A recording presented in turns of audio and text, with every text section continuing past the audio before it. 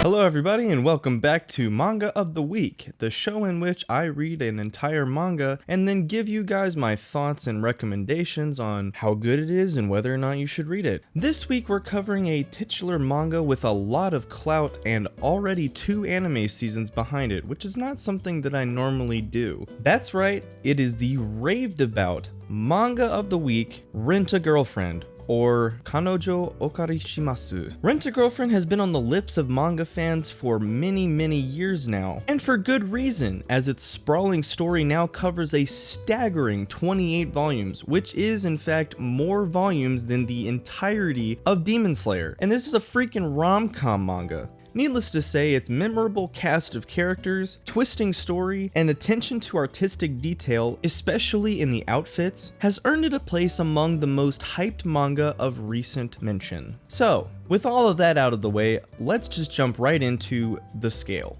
Story, I'm giving a 1 out of 10. Alright, buckle up viewers.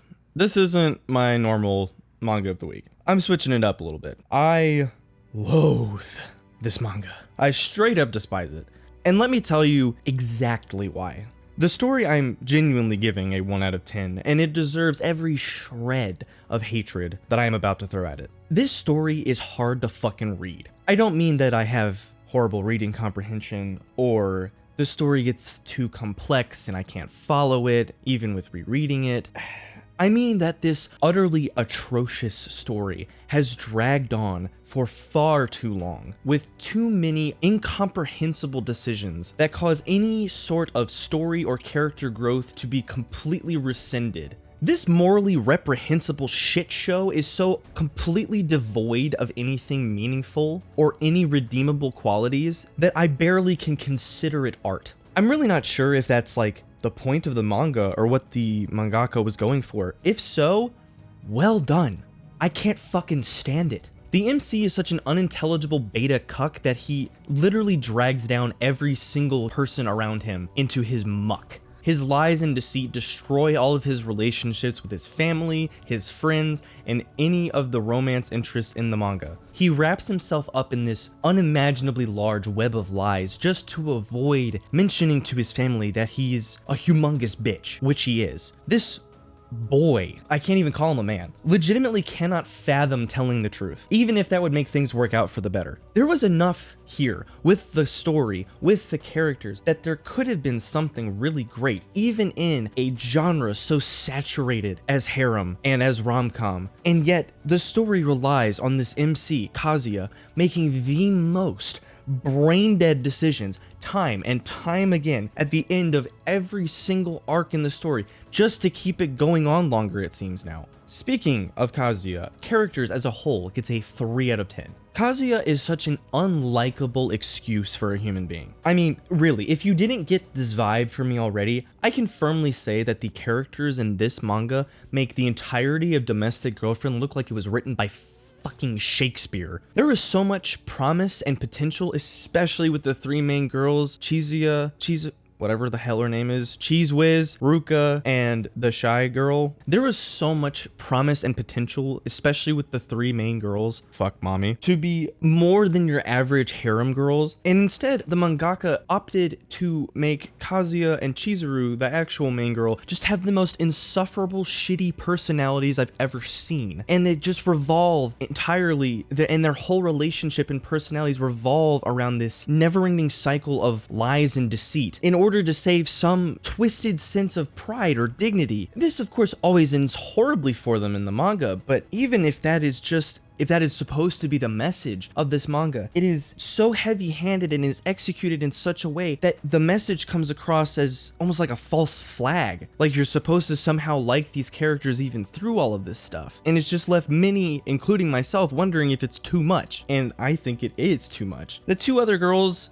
Ribbon Chan and Shy Banana, I don't know their freaking names, just get dumped on at every turn despite somehow falling in love with this waste of oxygen, because this cosmic dumbass cannot just accept their love and move on with his life. He's just simping for Chizuru, who just treats him like dog shit. His family's insufferable. All of the girls are insufferable. His friends are like the only redeeming point, and he won't listen to them, and he doesn't trust them. And so they in turn kind of get more shitty trying to get him to listen, and it just all gets... I gotta move on. Whew.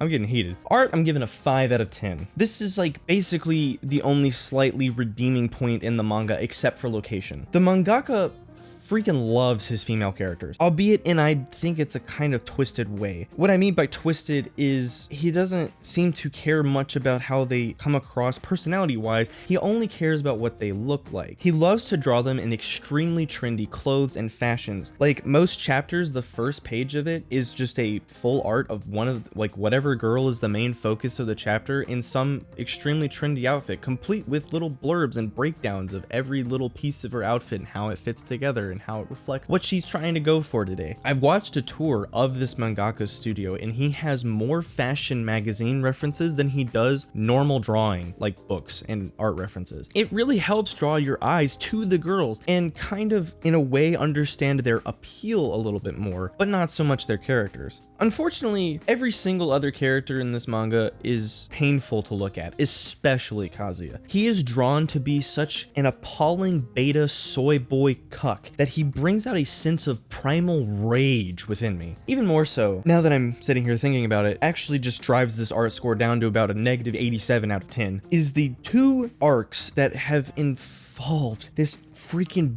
bitch ass dude literally getting off to the idea of Chizuru getting fucked by other dudes. He literally just whacks the gack thinking about getting cuckolded by some hot guy that you meet earlier in the arc. He just gets off to the misery of thinking that the girl that he is lying about dating is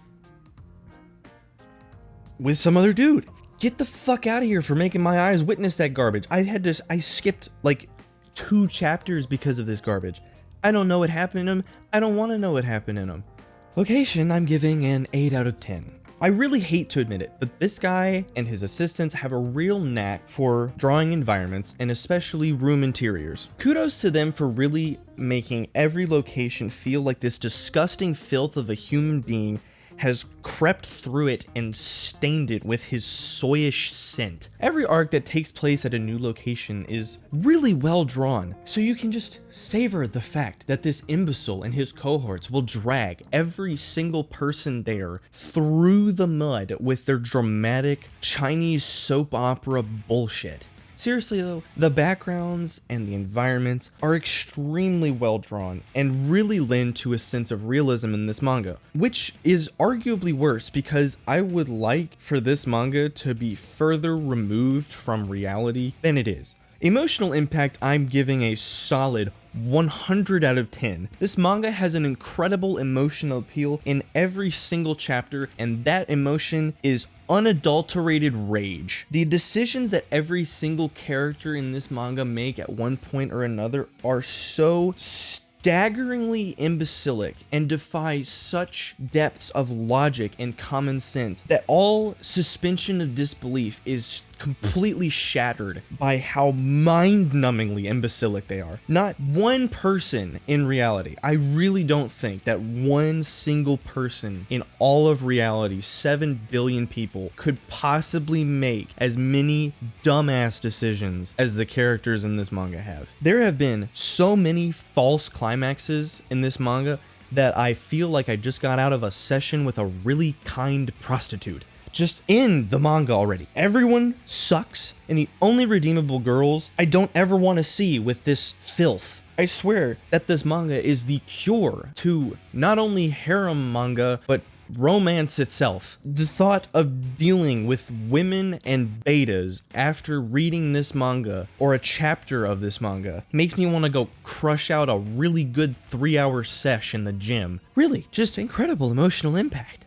I realize that at this point my roast seems really out of pocket and maybe a bit long-winded, but I really cannot stress to you guys how much and how long I've suffered with this manga. I was too far into it by the time I hit the chapter-to-chapter basis, and ever since then, every single month I wait and I read a chapter just praying, just hoping that this is somehow going to get better.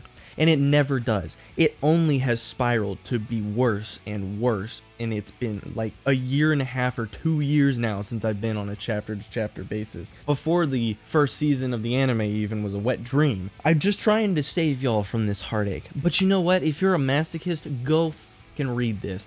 It'll satisfy every craving you have. It's the perfect thing for you. I overall give this manga a resounding go jump off a fucking bridge out of 10. I'm Papadopoulos. I'm gonna go get a freaking drink and cool off. It's 9 in the morning and I'm really irritated. I'll see y'all next week.